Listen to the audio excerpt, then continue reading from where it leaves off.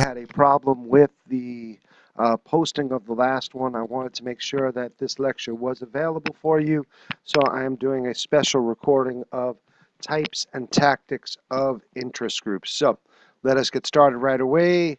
We're going to go over the different types that exist first, then we'll do the tactics. We start with types. Traditional. Remember, money talks. So a traditional type of interest group is one that is going to promote the economic interests of its members.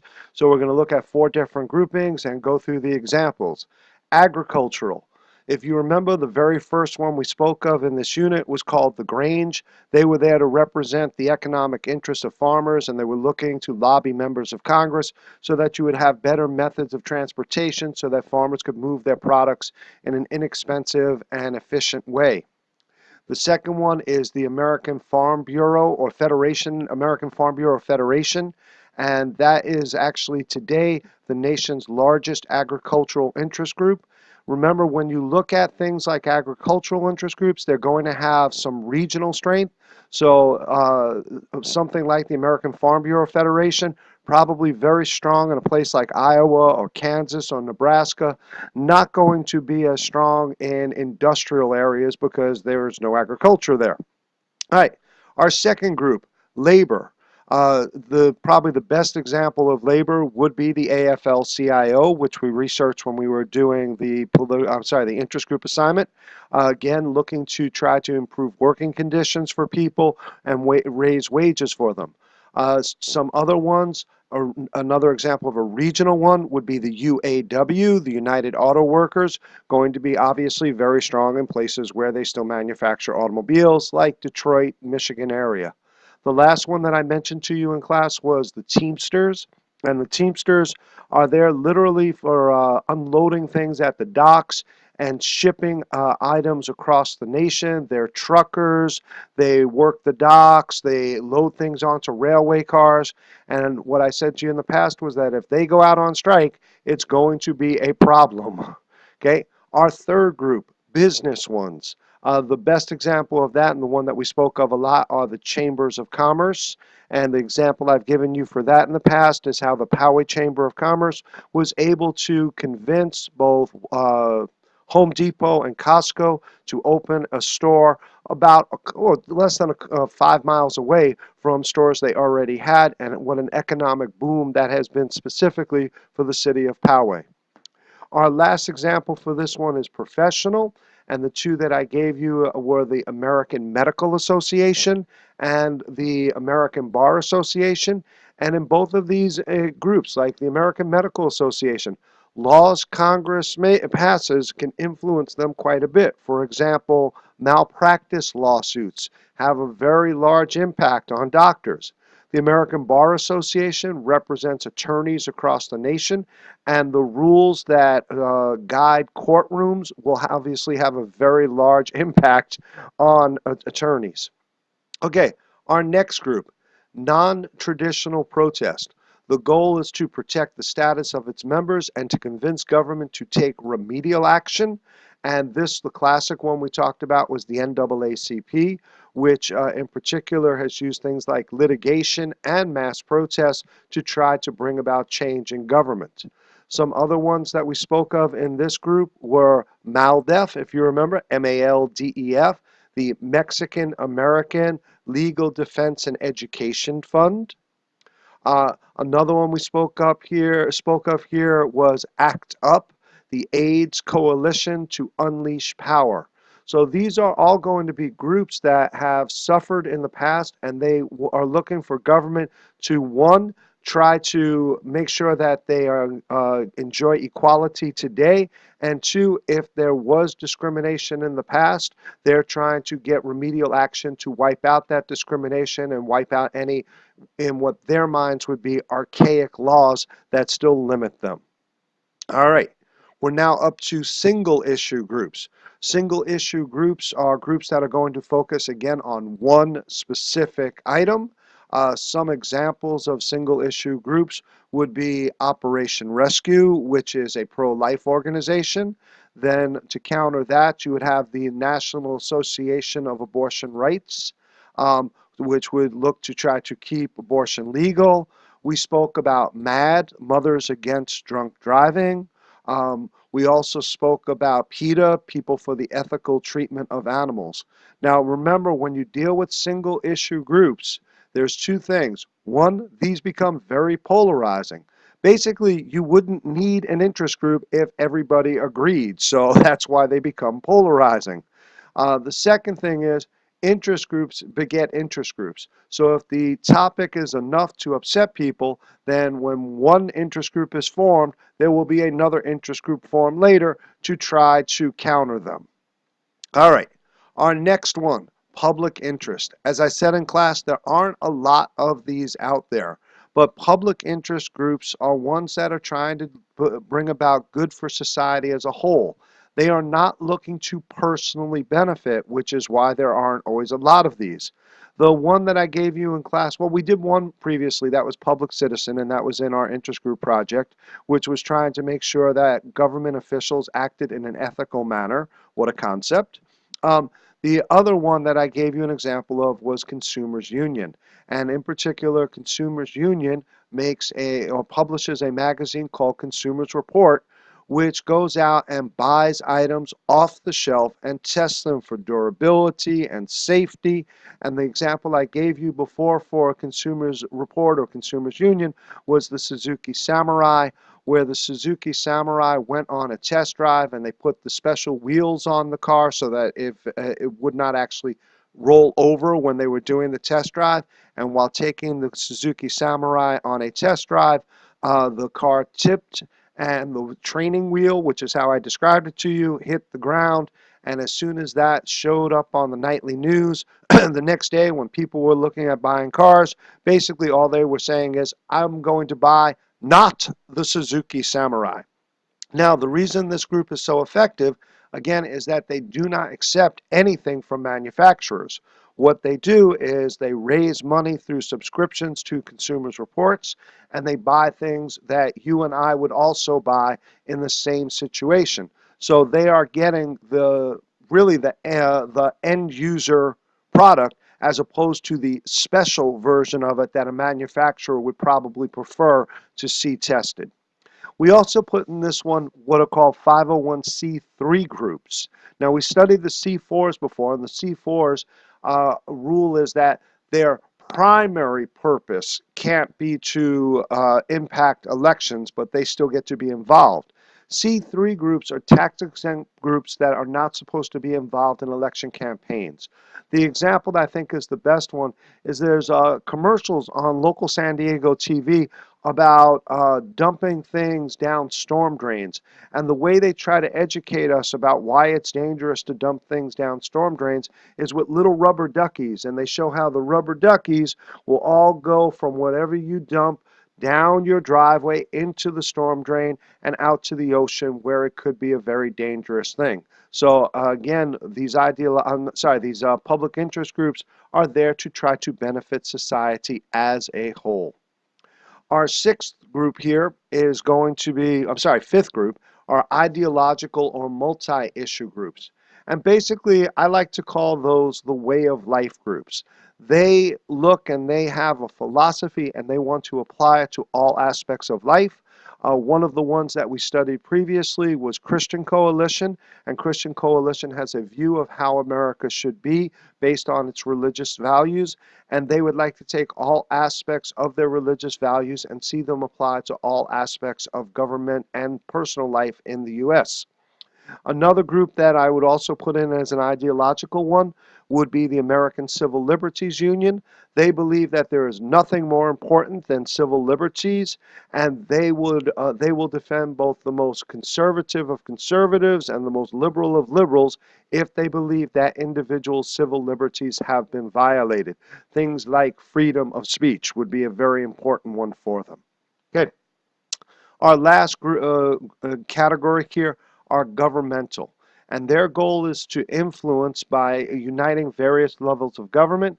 The two examples I gave you was the National League of Cities, and the second one was the National Association of Governors, and I joke because it was NAG for the National Association of Governors. To understand what they do, when we were talking about this The grand jury had just come back in New York and decided not to indict a police officer for the choking death of Eric Gardner. Uh, why this is important is you saw a lot of protests break out in cities across the nation. Now, some cities had a lot of protests, others really didn't have many protests. Some of the protests turned violent, some did not. What you might see here is the mayors from across the nation come together and try to work with each other to determine why in your city is the relationship between police and the people a positive relationship? And even when there might be a protest, why does that protest stay peaceful as opposed to in other places where those protests start off with a high level of tension and many times they escalate to violence? So you might try to see the mayors come together to learn from each other so that they can then try to improve life for the people in their cities. So here are our types of interest groups. Now we're going to move quickly into the tactics of interest groups. Once again, the number one method of interest groups to try to influence government is lobbying.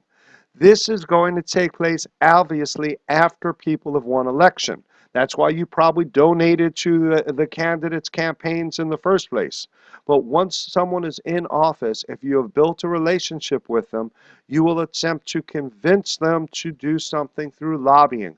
You will meet with them, you will give them information, and you will try to convince them that whatever the interest is that your group has is an interest that should be handled by government and should be made into policy.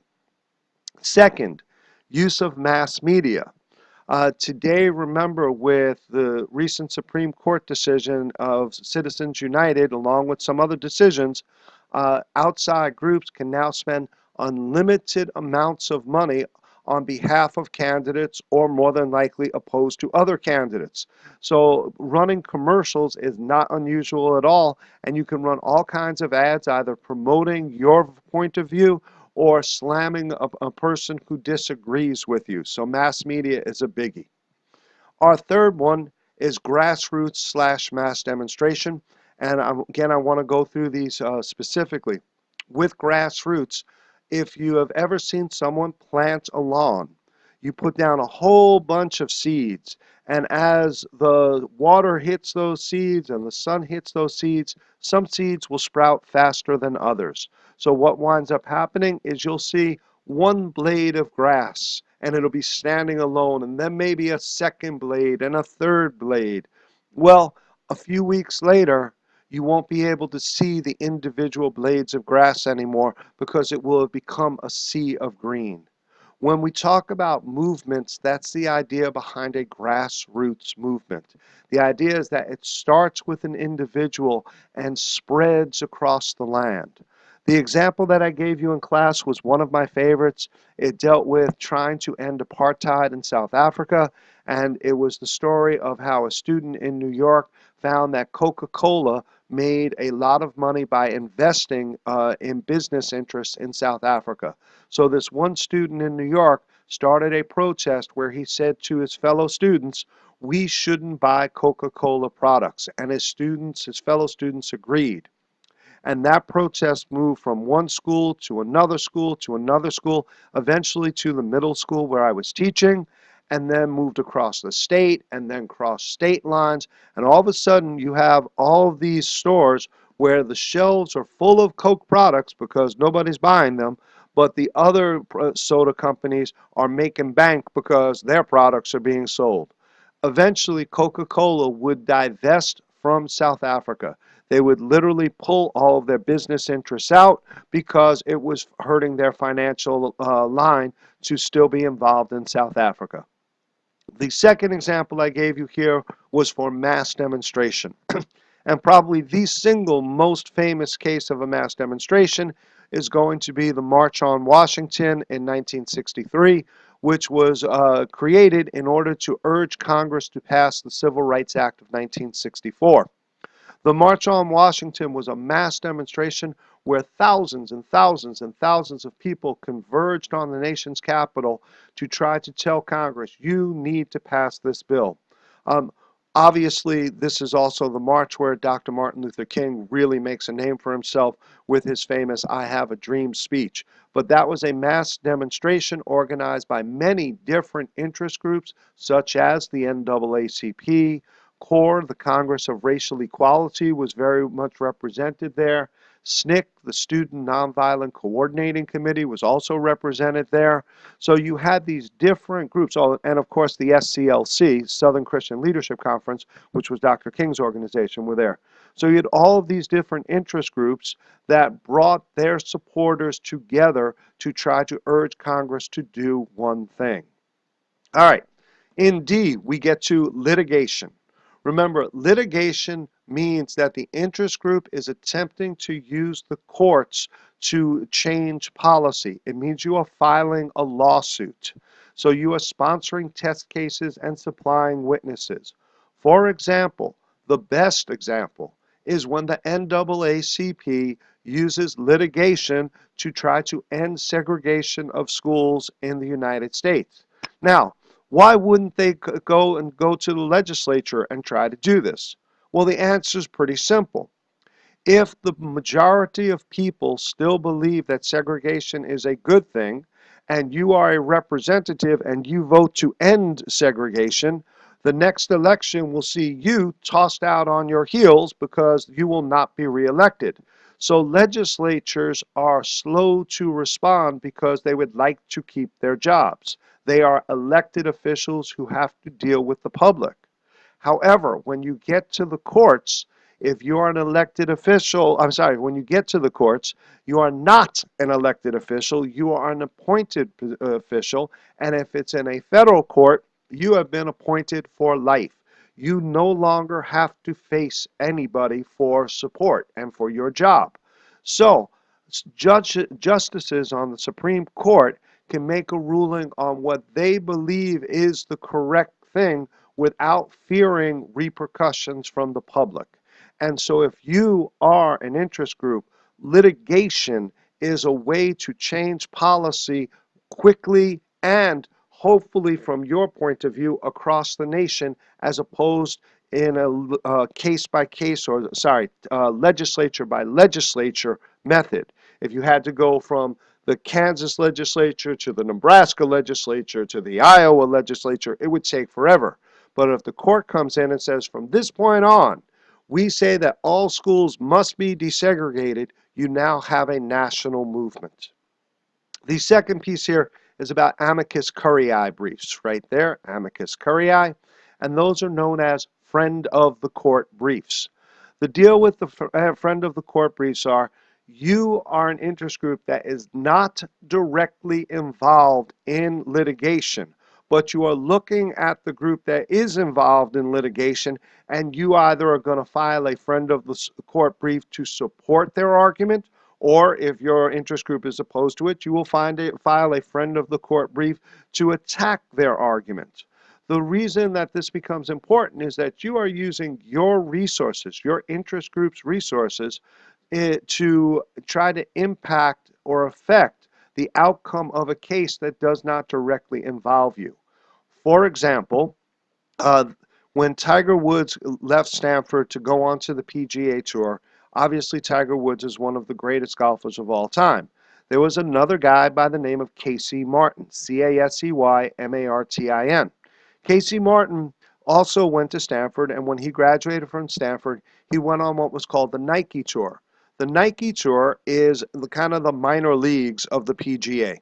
Now, just as in baseball, if you are in the minor leagues, you might be making $50,000 a year. When you get to the major leagues in baseball, the minimum salary is $500,000 a year. There is a real financial benefit to being in the big leagues. Well, golf is not that much different. The minor leagues, the Nike Tour, will pay money, but not anything near the money the PGA Tour would pay. So, here's Casey Martin in the Nike Tour. The Nike Tour allows individuals to ride a golf cart to each hole. Why was this important? Casey Martin had a degenerative disease in his leg, which was going to lead to a loss of bone mass in his leg. So walking a course was really difficult for him. It was painful and it would affect his game. On the Nike Tour, he could ride a kart. His scores on the Nike Tour were so good that he would easily qualify for the PGA Tour. The only problem was the PGA required everybody to walk the course, and walking the course for Casey Martin would lead to very bad scores. So Casey Martin filed a lawsuit against the PGA, Martin versus the PGA, where he said under the American with Disabilities Act, he should be entitled to a reasonable accommodation of riding a cart. Now, why do I talk about all of this in amicus curiae briefs? Because various professional sports organizations, not the PGA, filed amicus curiae briefs saying we are private organizations that have nothing to, that you have no right to interfere with. We set the rules for competition and you cannot impact those rules. On Casey Martin's side, you had various groups that defend the rights of people who need accommodations, people who might have some disabilities, and said this is a reasonable accommodation. He is still going to have to get up there, swing a club, hit the ball, and if he can do this and his ball goes in the hole faster than others, then he should not be denied this opportunity to make so much money. This case went all the way to the U.S. Supreme Court, and when it got to the U.S. Supreme Court, they ruled 7-2 on behalf of Casey Martin. Now, you may remember when I said this, he won the battle but lost the war. Yes, he would have been allowed to be on the PGA Tour. Unfortunately for him, it takes years for the Supreme Court to hear cases, and by the time they did, his leg had deteriorated to the point where he was not really able to compete on the PGA Tour. Okay, moving on. Campaign contributions.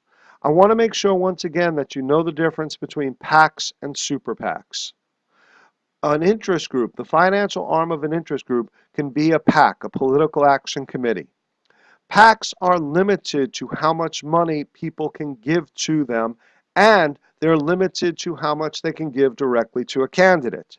If I like the PAC to support sea turtles, I could give that PAC $5,000.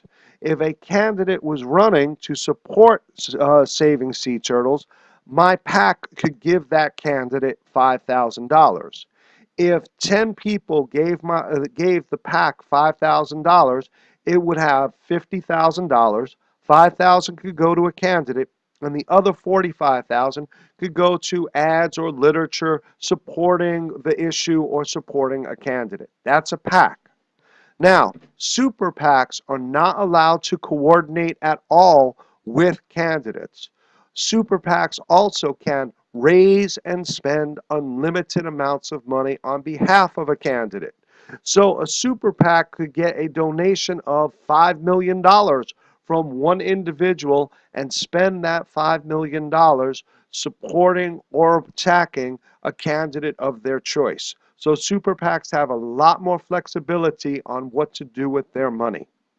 Okay, moving on to endorsement of candidates, targeting of unfriendly candidates, Supreme Court nominees. The first African American on the Supreme Court was Thurgood Marshall.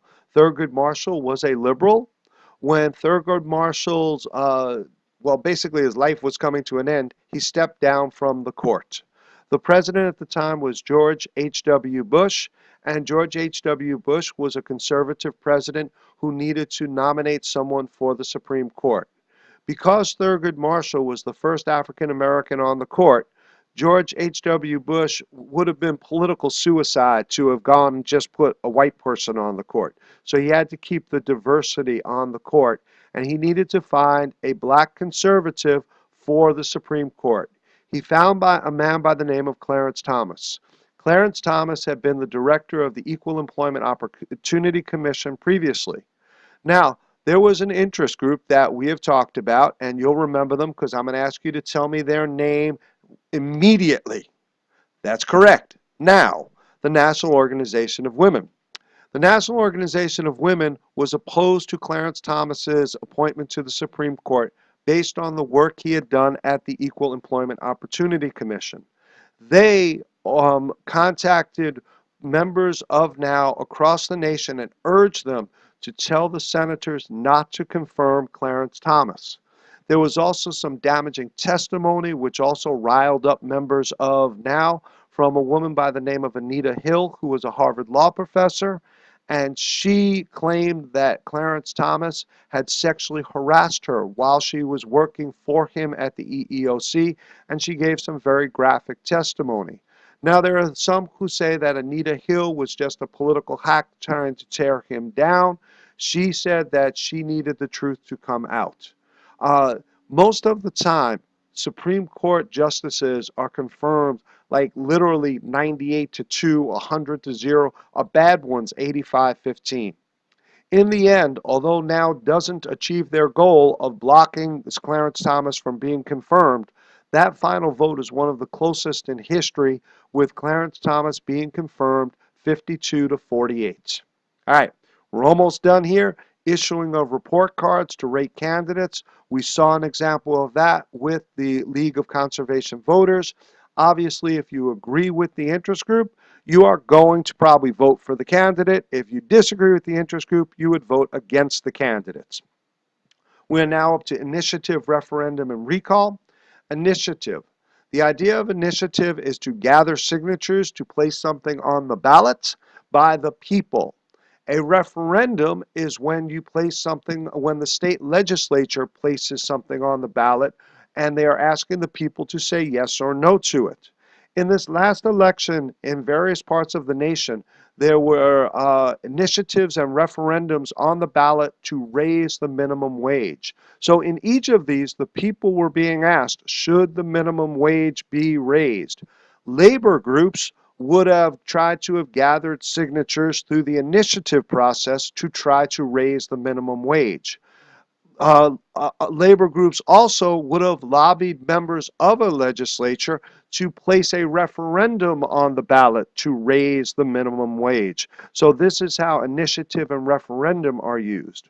Recall is an interesting piece.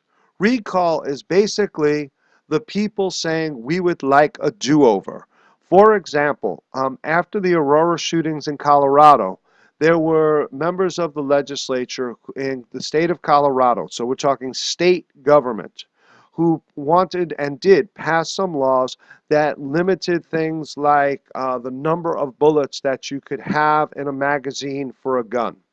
Well, the NRA does not want to see any attacks against gun rights. The NRA believes strongly that the Second Amendment says that the people have a right to keep and bear arms, and any attempt to limit that right is unconstitutional. And when Colorado passed its law limiting some of the ways people could use guns, the NRA asked its members to gather signatures and sponsor a recall election. A recall election is when you target individuals, I probably shouldn't say target, when you identify individuals and that you put their name back on a ballot to try to recall them from office. In this case, I believe it was 5 individuals who were who identified, and 3 of the 5 were eventually recalled in a special election. Now, the reason why this is so important is that if you are in a state legislature anywhere and you have now seen the effectiveness of the NRA in recalling or sponsoring a recall election to get people out of office, it will probably impact how you vote in the future if you would like to keep your job. An amazing amount of power for an interest group using the power of recall. Our last topic here is mass mailings, and the example I gave you is through JDRF, where JDRF will send me something saying, we would like you to contact your representatives. I put in my address. It pops up Scott Peters, Dianne Feinstein, Barbara Boxer. It has a template. I add a personal message. I hit submit, and the next thing I know, JDRF has thanked me, not the representative, but JDRF has thanked me for contacting my representative. Why is this important? Because once they do that, it means that they now know I follow through, and they will probably ask me to do so again. So I hope this works for you and helps you out. Have a great day and study hard.